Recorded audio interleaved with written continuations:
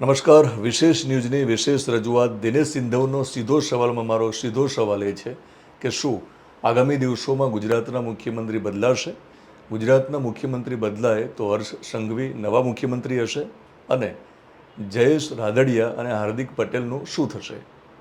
એક સવાલમાં આજે મેં 3-4 સવાલો કર્યા છે એટલા માટે કે મંત્રીમંડળની વાત છે, ગુજરાતની વાત છે, ગુજરાતની રાજનીતિની વાત છે.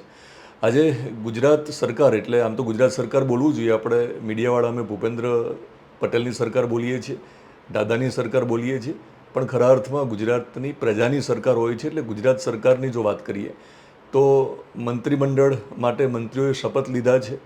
પૂર્ણ કદનું મંત્રીમંડળ મળી ગયું છે. આખા ઘટનાક્રમમાં સૌથી વધારે નજર લોકોની હર્ષ સંઘવીના પદને લઈને છે. કેન્દ્રમાં હર્ષ સંઘવી રહ્યા છે. જયેશ રાદડિયાને શા માટે મંત્રીમંડળમાં ન લેવામાં આવ્યા એને લઈને ચર્ચા છે. હાર્દિક પટેલને શા માટે સ્થાન ન મળ્યું એની પણ ચર્ચા છે. બીજી અનેક ચર્ચા છે. અલ્પેશ ઠાકોરને કેમ સ્થાન ન મળ્યું. પણ હવે મને લાગે બાકીના મુદ્દાઓને કોઈ સ્થાન રહેતું નથી. કોને શા માટે સ્થાન ના મળ્યું ફરી સાબિત થયું છે કે ભાજપમાં પાર્ટી સર્વોપરી છે, પાર્ટીથી ઉપર કોઈ નથી. નીતિન પટેલને પણ ભૂતકાળમાં પાર્ટીએ નીતિન પટેલનો દાખલો બેસાડીને પાર્ટીના બધા જ કાર્યકરો અને નેતાઓને સમજાવ્યું છે કે ગમે ત્યારે ગમે તે થઈ શકે, પાર્ટી સર્વોપરી છે. સ્વરૂપજી ઠાકોરને જે રીતે મંત્રીમંડળમાં સ્થાન મળ્યું છે અને ઘણા બધા લોકોને નથી મળ્યું, એનાથી બહુ સ્પષ્ટ થાય છે કે ફરીવાર પાર્ટીએ કહ્યું છે કે પાર્ટી સર્વોપરી છે.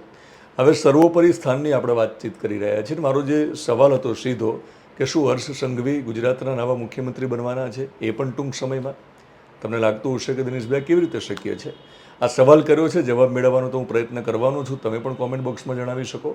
પણ હું એટલા માટે કહું છું કે હર્ષ સંઘવીને ડેપ્યુટી સીએમ બનાવવામાં આવ્યા છે. એમનું કદ વધારવામાં આવ્યું છે. એમનું કદ વધારીને તેમને ડેપ્યુટી સીએમ બનાવીને એક સંદેશ ગુજરાતમાં આપવામાં આવ્યો છે. અને એક પ્રકારનો આ પ્રયોગ પણ ચાલી રહ્યો છે કે હર્ષ સંઘવીને જ્યારે ડેપ્યુટી સીએમ તમે બનાવો છો ત્યારે શું પ્રતિક્રિયા પાર્ટીમાંથી આવે છે. અંદર ખાનેની નારાજગી જે ક્યાંક છુપાયેલી હોય, માનો કે હર્ષભાઈને લઈને, તો ખબર પણ પડી જશે કે હર્ષભાઈને પ્રમોશન આપ્યું અને ઘણા બધા લોકો કપાણા પણ છે. તો એક પ્રકારનો પ્રયોગ પાર્ટી કરી રહી છે હર્ષભાઈને પ્રમોશન આપીને અને ડેપ્યુટી સીએમ બનાવી અને સાથે સાથે ગૃહ ખાતું હર્ષભાઈની જોડે જ રહ્યું છે. નહીંતર ઘણા કિસ્સામાં એવું થતું હોય છે કે તમે મેયર બની જાઓ, પણ મેયર બન્યા પછી તમે માત્ર જો રબર સ્ટેમ્પ હોય, તમારો માત્ર સરકારી કાર્યક્રમોમાં રિબિન કાપવામાં ઉપયોગ થતો હોય તો એની સામે સ્ટેન્ડિંગ કમિટીના ચેરમેનનું મહત્ત્વ અને પદ વધારે હોય છે, એની પાસે પાવર વધારે હોય છે.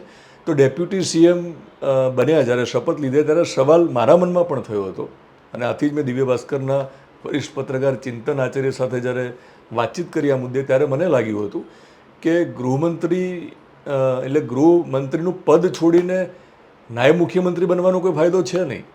બોલવામાં લાગે આપણને કે નાયબ મુખ્યમંત્રી, પણ ગૃહમંત્રીનું પદ ખૂબ મોટું છે. એનાથી ઉપરનું પદ સીધું સીએમનું હોય. ડેપ્યુટી સીએમનું પદ એટલું બધું મારી દૃષ્ટિએ મોટું નથી. તો બહુ સ્પષ્ટ થઈ ગયું અને ચિંતન આચાર્યએ કહ્યું હતું કે ગૃહ ખાતું પોતાની જોડે રાખશે અને એની વહેંચણી નહીં થાય. એ જ થયું છે. જ્યારે કેબિનેટની નવા મંત્રીમંડળના કેબિનેટની પહેલી બેઠક મળી ત્યારે ગૃહ ખાતું એમની જોડે રહ્યું છે. હવે સવાલ એ છે કે નરેન્દ્ર મોદી અને અમિત શાહનું જે ગૃહ રાજ્ય ગુજરાત છે, એ ગુજરાતમાં નરેન્દ્રભાઈ અને અમિત શાહની ગેરહાજરીમાં ગુજરાતને સંભાળી શકે એવા નેતાઓ આજે કેટલા? તો ભૂતકાળમાં આનંદીબેન પટેલ હતા, પણ એમને જવું પડ્યું છે. એ પછી નીતિન પટેલ પણ ગયા. વારાફરતી બધા આવ્યા ને ગયા. હવે સમય બદલાયો છે કારણ કે ગોપાલ ઇટાલિયાના એક સમીકરણોને આપણે ધ્યાનમાં રાખવા પડશે. આમ આદમી પાર્ટી પણ જે રીતે વિરોધ પક્ષ તરીકે અને મને લાગે છે કે વિકલ્પ તરીકે ગુજરાતમાં જે રીતે ધીમે ધીમે આગળ વધી રહી છે, તો એ રથ રોકવો પણ ખૂબ જરૂરી છે. તો શું થઈ શકે? તો યુવા ચહેરાઓને સ્થાન આપવાની પાર્ટીને જરૂર લાગે અને યુવા ચહેરાઓને જ્યારે સ્થાન આપવાની વાત આવે ત્યારે હર્ષ સંઘવીની પસંદગી કેમ થઈ એ સમજવું ખૂબ અગત્યનું છે. કારણ કે ગોપાલ ઇટાલિયા વારંવાર જો ટાર્ગેટ કરે તો બે વ્યક્તિને કરતા, સી.આર. પાટીલને કરતા અને હર્ષભાઈને કરતા, મોટાભાગના બાકીના નેતાઓનું એ નામ ન લેતા. અને ગોપાલ ઇટાલિયા જો કોઈ બે નેતાઓનું નામ લેતા હોય તો નરેન્દ્રભાઈ અને અમિત શાહને બહુ સાચી અને સારી રીતે ખબર પડી જાય છે કે જ્યારે તમે નામજોગ કોઈનો વિરોધ કરો ને ત્યારે સમજવાનું કે મજબૂત હશે તો જ તમારો વિરોધ થતો હશે. કારણ કે નરેન્દ્રભાઈ જ્યારે પણ ગુજરાતમાં જેટલું પણ રહ્યા અને પછી દેશની રાજનીતિમાં ઉપર ગઈને વડાપ્રધાન બન્યા, એમને વિરોધીઓના નામ ક્યારેય લીધા નથી. એમને રાહુલ ગાંધીનું નામ ક્યારેય લીધું નથી. ગુજરાતમાં હતા તો અર્જુન મોઢવાડિયા હોય કે શક્તિસિંહ હોય ક્યારેય નામ લીધું નથી.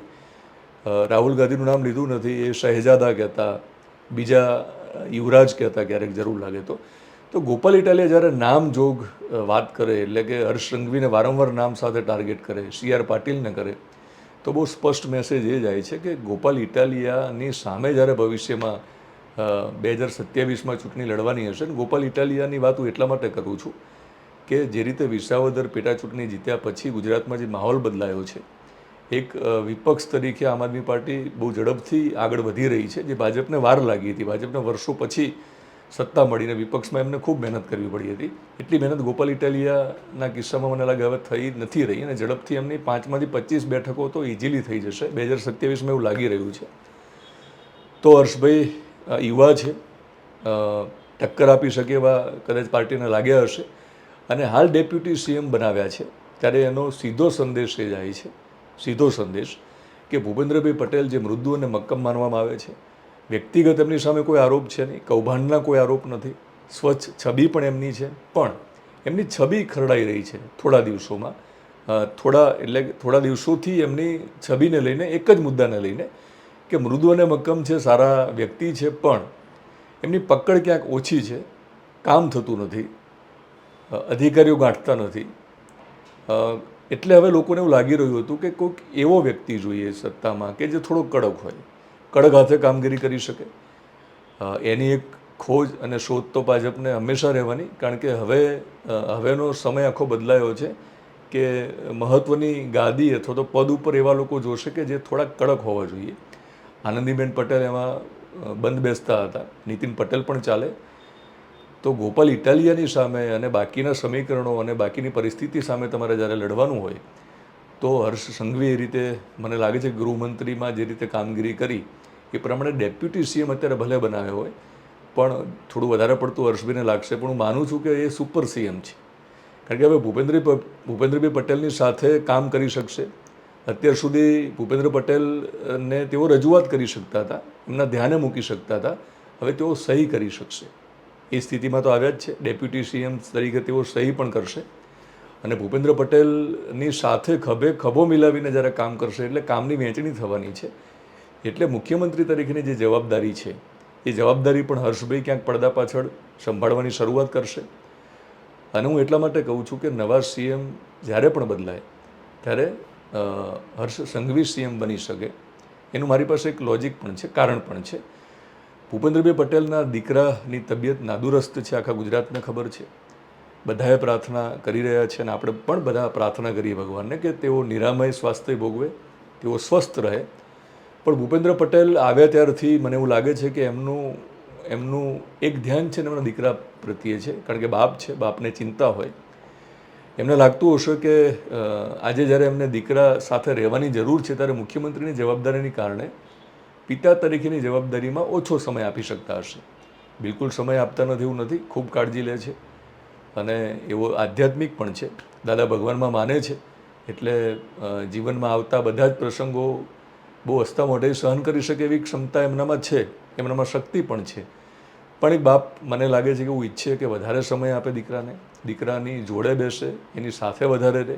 એટલે ગુજરાત આખાની જવાબદારી હોય ત્યારે કદાચ ઘરે સમય ના આપી શકે, અને ઘરે સમય ના આપી શકે ત્યાં સુધી વાંધો નથી, પણ પોતાના દીકરાને જ્યારે બાપની જરૂર છે ત્યારે સમય ના આપી શકે તો એનો વસવસો ભૂપેન્દ્રભાઈ પટેલને મને લાગે હંમેશા અને દરરોજ રહેતો હશે.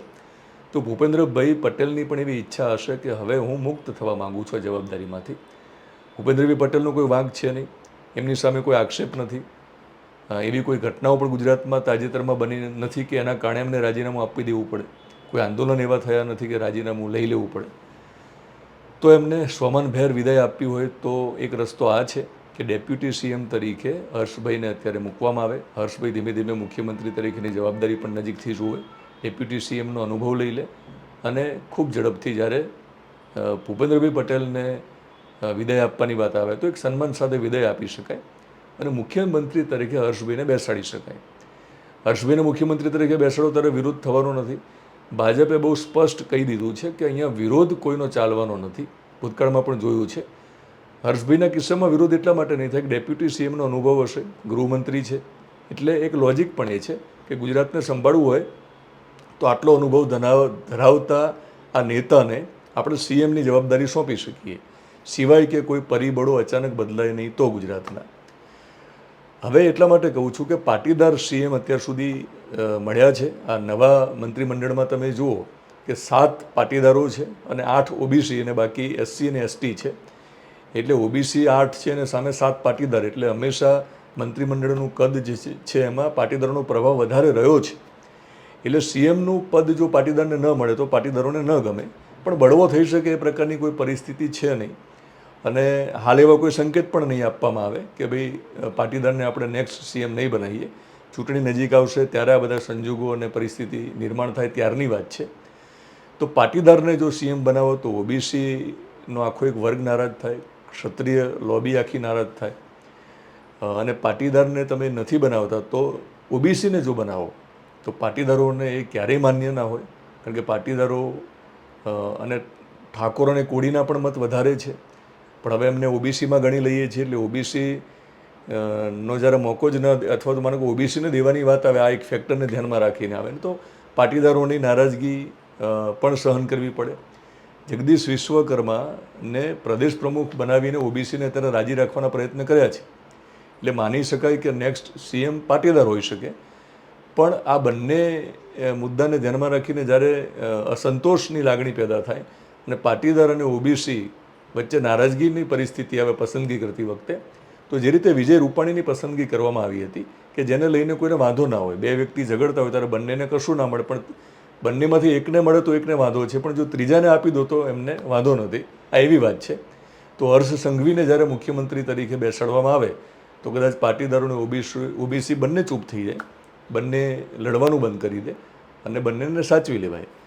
હવે જયેશ રાદડિયાનું શું અમે કહ્યું હતું, તો હું બહુ સ્પષ્ટ માનું છું કે જયેશ રાદડિયાની અવગણના વધારે સમય કરી શકાય એવી સૌરાષ્ટ્રમાં મને પરિસ્થિતિ લાગતી નથી.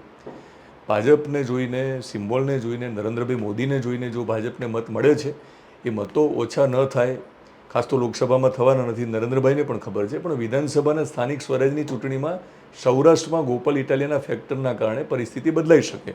બોટાદમાં જે કંઈ થયું છે એને લઈને ખેડૂતો નારાજ છે, અને વિઠ્ઠલ રાદડિયાના દીકરાની રીતે પણ જોઈએ તો જયેશ રાદડિયાને ખેડૂત નેતા તરીકે લોકો જોવે છે ને સૌરાષ્ટ્રના પાટીદારો તો ખાસ. તો જો ખેડૂતોને લઈને આમ આદમી પાર્ટી મુદ્દાને લઈને આગળ વધે છે ને ગોપાલ ઇટાલિયા એગ્રેશન સાથે જો આગળ વધે છે, તો તમારે ગોપાલ ઇટાલિયાને એટલે કે લોઢું લોઢાને કાપે, તો ગોપાલ ઇટાલિયાની સામે ભાજપે જયેશ રાદડિયાને જ આગળ મૂકવા પડે. ભાજપ પાસે બીજો કોઈ વિકલ્પ છે નહીં. હાર્દિક પટેલ એક વિકલ્પ હોઈ શકે, પણ પરિસ્થિતિ અને સંજોગો જુદા છે, જેથી કરીને હાર્દિક પટેલની સરખામણીમાં જયેશ રાદડિયા પહેલાં હોઈ શકે. તો જયેશ રાદડિયાને અત્યારે ભલે કશું ના મળ્યું, પણ જો આ પ્રકારની પરિસ્થિતિ થાય તો એમને ડેપ્યુટી સીએમ પણ બનાવી શકે. જો હર્ષ સંઘવી સીએમ બને તો એમને ડેપ્યુટી સીએમ પણ બનાવી શકે. એટલે પાટીદારવાળું જે આખું ફેક્ટર છે, જે રીતે વિજય રૂપાણી સીએમ હતા અને નીતિન પટેલ એટલે પાટીદાર ડેપ્યુટી સીએમ હતા, અને સાથે સાથે જયેશ રાદડિયાને કૃષિ અને સહકાર જેવો વિભાગ આપી શકાય, જેથી ખેડૂતોને સાચવી શકાય, ગૃહ વિભાગ પણ આપી શકે. અને એવું પણ બને કે આ બધા જ સમીકરણોમાં જ્યારે સેટ કરી દેવામાં આવે બધાને, અને હાર્દિક પટેલને પણ નારાજ ન કરવો હોય, અને ગોપાલ ઇટાલિયા સામેની લડાઈમાં એક લડાયક નેતા પાટીદાર અને યુવા જો જોઈતો હોય, તો એવું પણ બને કે હાર્દિક પટેલને ગૃહમંત્રી પણ બનાવી દેવામાં આવે. તમને લાગતું હશે કે હાર્દિક પટેલને તો મંત્રીમંડળમાં સ્થાન જ મળ્યું નથી ને ગૃહમંત્રીની ક્યાં વાત કરો છો. રાજનીતિ છે, રાજનીતિમાં કશું પણ થઈ શકે અને ગમે ત્યારે થઈ શકે. એટલે આ સમીકરણો હું જોઈ રહ્યો છું. પાટીદાર, ઓબીસી આ બધા જ ગણિતોને ધ્યાનમાં રાખીને આ બધી વાતો કરી રહ્યો છું. હવે છેલ્લે હાર્દિક પટેલ અને અલ્પેશ ઠાકોરની વાત કરી લઈએ તો હાર્દિક પટેલના કિસ્સામાં મને અત્યારે એવું લાગે છે કે હાર્દિક પટેલને અત્યારે મંત્રીમંડળમાં સ્થાન નહીં આપવાથી હાર્દિક પટેલ નારાજ કદાચ થાય તો એ ખુલ્લીને નારાજગી વ્યક્ત કરી શકે એવી પરિસ્થિતિમાં છે નહીં. હાર્દિક પટેલ પાસે ખાસી ઉંમર છે, કારણ કે હજુ યુવા છે. એટલે પાર્ટીએ વિચાર્યું હશે કે જ્યારે પણ જરૂર પડશે ત્યારે હાર્દિક પટેલનું કાર્ડ આપણે ઉતરીશું. અને હાર્દિક પટેલ હવે ભાજપ છોડીને ક્યાંય જશે એવું મને લાગતું નથી ને ભાજપને પણ લાગતું નથી. એટલે એ ચિંતા છે નહીં. એટલે હાર્દિક પટેલના કિસ્સામાં અત્યારે પાર્ટી એવું વિચાર્યું હશે કે હમણાં હાર્દિક પટેલને સ્થાન નથી આપતા ને બાકીના લોકોને જો આપણે સ્થાન આપી દઈએ તો જે કંઈ બાકીના સમીકરણો છે જાતિના સમીકરણો જે છે, મત વિસ્તારના જે સમીકરણોને આખા ગુજરાતને આવરી લઈએ અને બધી જ જ્ઞાતિઓને જો ખુશ કરી દઈએ તો ધીમે ધીમે 2027ની ચૂંટણી આવે ત્યાં સુધીમાં બધું સમૂહ સૂત્રો પાર પડી જશે. એટલે હાર્દિક પટેલના કિસ્સામાં મને એવું લાગે છે કે અત્યારે પાર્ટીને બહુ ચિંતા છે નહીં. અને હાર્દિક પટેલે જે રીતે સીએમને એક પત્ર લખ્યો હતો ગટરની જે મેટર હતી નગરપાલિકામાં, તો મને એવું લાગે છે કે કદાચ આ પાર્ટીને અને સીએમને પણ આ ગમતું નથી કે જ્યારે ઘરની જ વાતો આ રીતે તમે જ્યારે પત્ર લખીને જણાવો છો. કારણ કે નગરપાલિકામાં ભાજપની જ સત્તા છે, તો એનો સીધો બીજો મેસેજ એવો જાય છે કે ભાજપના જ લોકો કશું કરતા નથી. તો હાર્દિક પટેલે આજે પત્ર લખ્યો હોય કે એની ભૂલ જે છે એ હાર્દિક પટેલની ભૂલ પણ એમને ભારે પડી હોય. બીજું, આનંદીબેન પટેલ હજુ હયાત છે, એટલે આનંદીબેન પટેલ જ્યાં સુધી હયાત છે ત્યાં સુધી એમની સાથે હાર્દિક પટેલની જે દુશ્મનાવટ છે અને આનંદીબેન પટેલને જે રીતે મુખ્યમંત્રી પદ છોડવું પડ્યું હતું, તો આનંદીબેન પટેલ હું માનું ત્યાં સુધી એવો તો અઠાગ્રહ કરતા હશે કે ભલે તમે હાર્દિક પટેલને ધારાસભ્ય બનાવ્યા પણ મંત્રીમંડળમાં તો નહીં. એ અઠાગ્રહ હશે, એવી માંગ પણ હશે જેથી કરીને આનંદીબેન પટેલને પણ કદાચ સાચવી લેવાયા હશે. પણ હાર્દિક પટેલને મને એવું લાગે છે કે મારી દ્રષ્ટિએ જો કોઈ બીજી પરિસ્થિતિ નિર્માણ ન થાય તો યુવા છે, લડાયક છે, અને ભવિષ્યમાં જો ગોપાલ ઇટાલિયા જેવા લડાયક નેતાઓ સામે લડવાની વાત આવે તો હાર્દિક પટેલને ભાજપે મને મોકો આપવો પડશે. હાર્દિક પટેલને ફ્રન્ટ ઉપર લાવીને બેટિંગ કરવાનો મોકો આપવો પડશે, કારણ કે બહુ સારા ક્રિકેટર પણ છે હાર્દિક પટેલ. એટલે હાર્દિક પટેલના કિસ્સામાં મને એવું લાગે છે કે એમને ખૂબ નારાજ થવાની જરૂર છે નહીં. ખાલી ધીરજ રાખે તો લાંબા ગાળે ગમે ત્યારે એ મેદાનમાં ઉતરી શકે એમ છે અને રાજનીતિમાં કંઈ પણ થઈ શકે. અલ્પેશ ઠાકોર માટે પણ ઠાકોર છે એટલે હજુ શક્યતા છે. યુવા છે, હોશિયાર છે, લડાયક છે. હાલ કશું મળ્યું નથી, સ્વરૂપજી ઠાકોરને આપ્યું છે. હવે અલ્પેશ ઠાકોર નારાજ થાય તો એમને કહેવામાં આવશે કે ભાઈ સ્વરૂપજી ઠાકોરની પહેલી પસંદગી અલ્પેશભાઈ તમારી હતી પેટા ચૂંટણીમાં. તમે જ કહ્યું હતું કે સ્વરૂપજીને ટિકિટ આપો, હું જીતાડી દઈશ ગુલાબસિંહ સામે. તો સ્વરૂપજી તમારા જ છે, ઠાકોર છે, તો તમારે નારાજ થવાની ક્યાં જરૂર છે? એટલે અલ્પેશ ઠાકોરને હાલ પાર્ટી આ રીતે બાકાત રાખીને મને લાગે છે કે અલ્પેશ ઠાકોરને પણ લાગતું હશે કે હજુ રાહ જોઈએ, સમય છે. એટલે એવી પણ ઉતાવળ નહીં કરે, કારણ કે જશે ક્યાં? હવે જવા માટે કે પાર્ટી બચી નથી. આમ આદમી પાર્ટીમાં હમણાં ના જઈ શકે, સિવાય કે પરિસ્થિતિ ભવિષ્યમાં બદલાય કે અરવિંદ કેજરીવાલ ગુજરાતની પ્રજાને ન ગમે અને વિકલ્પ તરીકે કોઈ ત્રીજા જૂથને, કોઈ ત્રીજી મંડળીને, કોઈ ત્રીજી પાર્ટીને ગુજરાત નક્કી કરે કે ના ચિંતા ના કરો, અમે હવે આ પરંપરા ગુજરાતમાં બદલવા માગીએ છીએ કે ભાજપ કોંગ્રેસ સિવાય કોઈ ત્રીજા પક્ષને પણ મોકો આપવા માગીએ છીએ. પણ કેજરીવાલ સામે અમને વાંધો છે, એટલા માટે આમ આદમી પાર્ટી સાથે વાંધો છે. ગોપાલભાઈ સાથે વાંધો નથી, રાજુ કરપડા સામે વાંધો નથી. તો ભવિષ્યમાં જો ત્રીજો મોરચો ખોલવાની વાત આવે, પક્ષની વાત આવે અને ગોપાલ ઇટાલિયા જેવા નેતાઓ એક જુદો મોરચો ખોલે અને નવી પાર્ટી બનાવે અને ત્યારે પરિસ્થિતિ જુદી હોય અને અમિત શાહ અને નરેન્દ્રભાઈ મોદી ઉંમરના કારણે પણ જો થોડા સક્રિય ન હોય, ઓછા સક્રિય હોય અને ભાજપ થોડોક પરફોર્મન્સની રીતે અથવા તો કદની રીતે ભાજપ પક્ષ જો થોડો નબળો પડ્યો હોય, તો જ્યારે ત્રીજો મોરચો ખોલવાની વાત આવે, જ્યારે બળવો કરવાની વાત આવે, તો અલ્પેશ ઠાકોર ને હાર્દિક પટેલને બધા સાથે મળીને એક જુદી પાર્ટી બનાવે ને એમાં જયેશ રાદડિયા પણ હોઈ શકે. પણ આ તો ભવિષ્યની વાત છે. પણ હાલ દિનેશ સિંધવનો સીધો સવાલમાં જે કંઈ મેં 3 સવાલો કરેલા હતા એના જવાબ આપવાના મેં પ્રયત્ન કર્યા છે. આમાં હું ખોટો પણ હોઈ શકું, સાચો હોઉં કે ખોટો હોવું મને ખબર નથી, પણ મેં બહુ નિષ્પક્ષ રહીને મારું એક તારણ મૂક્યું છે. દિનેશ સિંધવનો સીધો સવાલ સાથે ફરી મળીશ. વિશેષ ન્યૂઝમાં અમારી આ રજૂઆત તમને પસંદ હોય તો આપણી યુટ્યુબ ચેનલને તમે સબસ્ક્રાઈબ કરશો, ફેસબુક પેજ અને ઇન્સ્ટાગ્રામમાં જોતા હોય તો ફોલો કરશો.